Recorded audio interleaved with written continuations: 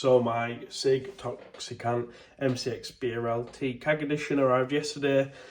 This is based off the CSAW, so you've got the original pick from SHOT Show from CIG, and then you've also got the Tel Aviv pick. I might base it off that, I might not. What I bought with it was the CIG 556K suppressor. I did buy the buffer stock assembly, the one that folds over, which can accept standard M4 buttstocks, but that has not arrived yet. It's set to send out at the end of July, not July, fucking January. That would have been a long wait. Once I have that, I can kind of choose how I want to build it. It comes with everything barring obviously the stock and an inner barrel. Build quality wise, it seems very on top. I want to say it's on par, if not better than a standard stock MWS. There is a couple of finicky issues that I could probably fix myself. So we do have a bit of a wobbly receiver. Let's see if I can get it. You can audibly hear it whilst you're running around / moving it. There you go. Is that top part and both receiver pins. I'm going to try and O-ring them, see if that changes anything. Fitment on the front end though, the fitment is absolutely perfect, nice and tight. You don't really have anything moving. The barrel moves when you apply a lot of pressure to it, but that's about it. Mag fitment, standard TM23, so these are quite new, still got that rough finish. Not bad as movement. The movement on my Diatac kit was fucking terrible. You hear that shit running from a mile away. This one's not as bad. Rear QD slot, genuine pins.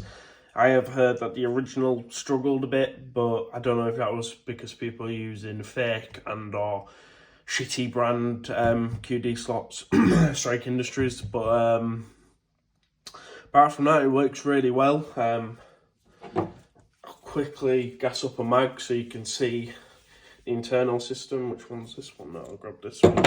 Just got a GM dry fire lock on there, so then it doesn't release. So you can actually see it without me holding the bolt release. Oh, come on.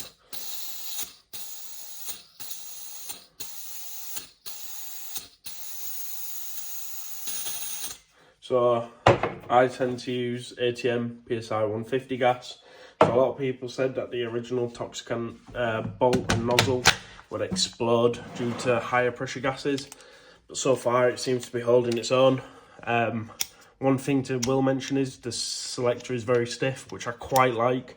It stops it from walking on, and you'd struggle to accidentally whack it. But fuck it, let's get some shots down. So semi.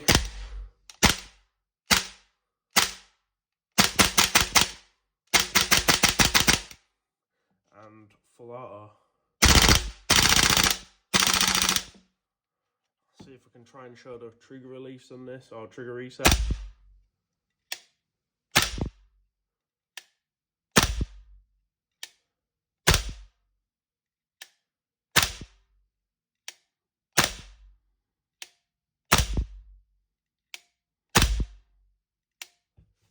So as you can see, the trigger is actually very nice. I want to say it's on par, if not better than the GM. Especially when you've kind of fine-tuned that to not be as stiff. A lot of people said you might want to swap the springs out on the Toxicant inside, but so far it seems perfect. Bolt lock works well, I'll show that now.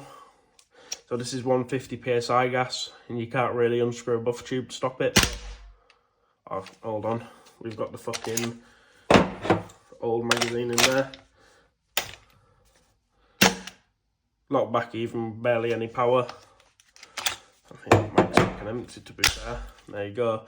So bolt stop has been working for me. Running drills. Obviously I'd have fucking stock, so it looks silly. It looks like I'm a Call of Duty player on the new Modern Warfare 3. But can I recommend this? If you're looking for an MCX and you don't really want to build one ground up, it's nice. Weight is about 2.1 kilograms with a magazine inside it, the suppressor and the Engal. I'll probably go up a couple of grams once you add a stock and the buffer tube assembly. Probably add a bit more on if I want to change out the optic setup and obviously a light, but I do really recommend it. I think Toxicant has nailed it out the park. Obviously the main disappointment is those wobbling receivers, which is something I can potentially fix myself for quite cheap. Receiver pins are like £10-20 from Fire Support UK, so I might give them a go. Apart from that, go for it. Have a laugh. You're probably going to see quite a few people starting to rock these because obviously an MCX is wanted for a while, and now there's about 4 or 5 dropping. So that's about it. I'll probably give you guys an update in a month or 2 time with what I've kitted out with, any problems I might have run into, but that's about it. I'll see you guys end of Feb.